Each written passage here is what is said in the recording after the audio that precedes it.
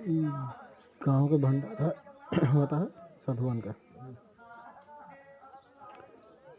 खा बैठा है, खा बैठा है सब।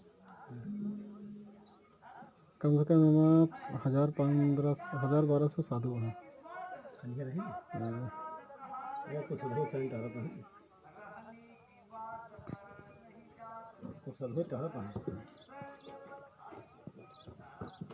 उधर खाना रखा है, एक कुटिया है।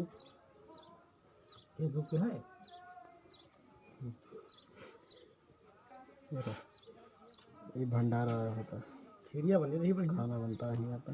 खिरिया बढ़िया बनी रही, और रोटियाँ कितनी बढ़िया बनी रही, कहाँ लागत है। ये मेहरुए बनाती हैं बाजरा की रोटी, ढेर बनी रही का। ढेर रोटी बनी है बाजरा की रोटी, 12-13 दिन बनाती हैं। सुबह लाई रही सुबह।